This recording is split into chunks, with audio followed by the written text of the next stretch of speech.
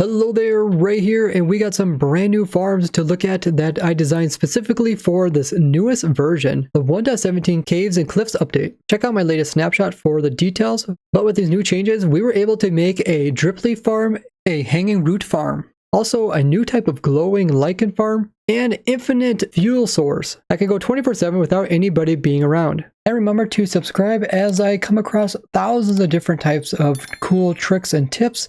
And I also design hundreds of different types of farms and machines.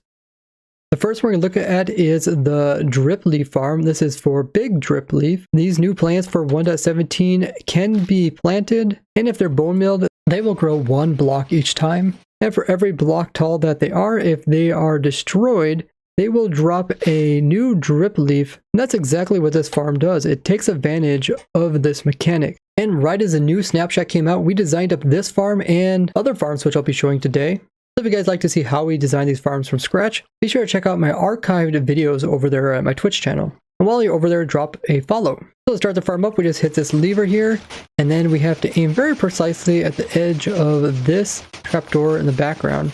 And once you're aiming properly, you just right click with your mouse, and it's going to place in a whole bunch of drip which are automatically getting bone milled, then growing, and then they're getting broken off by these pistons. It's actually a pretty simple device, but it works very efficiently, as you've seen. If we just go ahead and I place one of these drip leaves on top of these stems, you'll see that the particles come out of the dispenser like it got bone meal, because it did. And then it will grow like 1 block. Then by that time, the pistons come over there, break off of these blocks, and because there's at least 2 of them, it's going to return the item to you, plus you're also going to get a surplus, and then they're being collected underneath of the soul sand by hoppers, which are putting them over here into the chest, or some also get pushed aside and they drop in this water stream right here. When they fall over here, this is where the player actually gets his items. So before they end up inside of the hopper at the very end, the player has a chance of picking them up and resupplying his stack. That way you don't run out. Then all the excess are also picked up by the hopper and end up in the chest down below. Now because this machine is so fast, I actually had to put in chests on either side because the hoppers aren't able to keep up with it. Now the entire system is running just on this observer clock, which is powering downwards into this row of redstone, and this is powering the pistons. It's also powering the dispenser through quasi-connectivity, and it's also powering these droppers. And this is how the bone meal is supplied to the dispenser. It starts in this chest here, goes down through the hoppers, then it goes into this, gets powered, it gets shoved into this dispenser, and then it gets shot out of the dispenser onto the bottom piece of the big drip leaf. Now in order for the dispensers to work on these drip leaf, there has to be the very top piece on there. So just with these lower pieces, it doesn't grow on its own. But if I would put one of these there, you can see that it will grow and then break off. This may change in the future. If it does, then we can do this without a player. But currently, the player needs to come in and place in the new top piece, and then from there, it can grow up either 1 or 2 blocks. So what you're doing is converting the bone meal into big drip leaf. Now you could do this with just a single one. You could just sit here and hold down right click. But to make it as efficient as possible, the player can technically reach 5 blocks. And because of this, with some really precise alignment, the player can place in a whole row of 5 of them in the time that the pistons are retracted. The way that I did this is I have the player lined up against this cobble wall here, because for the player to reach the total 5 meters, he has to be looking fairly straight on. And since the target that we're aiming for is the side of this trapdoor here, it's a very small target and we want to be aiming very precisely. We'll go ahead and turn this off. The nature of drip leaves when they're placed in is that if I click here, you'll see that the top piece is kind of a big area to click on, but this is kind of a smaller area. And it's also farther away from the player than this edge here, since you're standing way back here. And when you're in survival, your reach distance is shorter than creative, so you can see that I can't actually aim at that stem there, but I can aim at the top piece, and I could place in another one. And then I can place another one, another one, another one. That's how I get a total of 5 of them in there. And normally you just aim up against this glass here, but because the player is so far away, you can't actually click up against that. But what you can click up against is some nearby blocks. And this is the nearest the player can click up against, right about in here. So one way to kind of make it easier yourself is to crank down your FOV and then go into your controls and set your sensitivity to the lowest as well. And now you can easily move your mouse and click right there. Place in all 5 while you go AFK. The way to click very rapidly, place in a whole bunch of them, is to change your right click button to a different key, one that you can preferably put a weight on. So now I'm just going to put some weight on the numpad 0, and you can see my guy was able to place them all in. And the reason why you use a button on the keyboard is a trick I showed way back in 1.13, where by having your input as a keyboard button, it will spam it just like spamming it in chat when you hold it down. Except it's going to spam a whole bunch of right clicks. This is very useful for extremely fast inputs without needing a third-party program. So if I go ahead and turn it on, you can see I can just aim right here. Then when I hold down 0, it just puts in those drip leaves extremely fast. But notice that I'm also getting drip leaf items from the water stream, which is allowing me to replenish it. Now if you want to, you can have some in your offhand, just in case you run out. And that way, there's a little bit of a slow area. You don't get them all back in time, you don't run out. But as soon as you get more, your guy will just start back up again. Now some other things I did is I put in this last drip leaf as being waterlogged. That way I can get more items going to player and less I'm going into hopper. If you really wanted to, you could actually have all of these waterlogged, push items to the side, and that way you wouldn't have to use as many hoppers. I also put in trapdoors here so that items that do get crushed by this piston will have an area to fall into rather than kind of glitching into the sides. I use iron trapdoor over here so player doesn't click it when he tries to right click, but the other 2 trapdoors can be normal. These are just to prevent items from landing on top of the bottom one. Also over here, this block is just to align the player, and any items that fall on top of it, the player can pick it up. The trapdoor that the player is standing on is to give the player the correct height so he can aim at this very top piece of leaf being straight across from his eyesight. Also put glass around here to prevent the items from getting pushed outside of it. And after testing this, we didn't see any items were able to escape it. So this device at full speed, producing 150,000 big drip leaf per hour. If you're wondering what you can do with all of these drip leaves, check out my video I'll have linked down below, which includes a lot of cool tricks that can be done with them. Now this is just to get the big drip leaf. If you want to get the small drip leaf, the way that is renewable currently in survival is only by getting them through wandering traders, or by finding them naturally in lush caves. And lush caves also provide the initial drip leaf to start this farm. We don't want that many big drip leaf. I made this smaller design. It's only 2 sections, and it's a little bit more simplified and easier to use. You just aim back here and hold down right click, and you can also do the keyboard trick so you can spam the items in. And the setup is quite simple. You can see everything just from here. As I showed in the past, you can go ahead and rotate this the opposite direction so you can get these really weird looking vines. Something that we noticed during our snapshot testing stream is that if you would waterlog any piece, let's say I waterlog this one here, and if I actually bone mill that piece, then that piece is going to be replicated at the very top. So if I bone mill it, you see I got a piece up here that's facing the same direction as the one down below, and is also waterlogged. You can turn one water source into many, making it like kelp, but quite a bit better. You can just keep bone milling it until you get a bunch of water, and then you can break it, have water without any plant in it. Next up, we're going to take a look at hanging root farm. If you bone mill rooted dirt, it will produce a hanging root.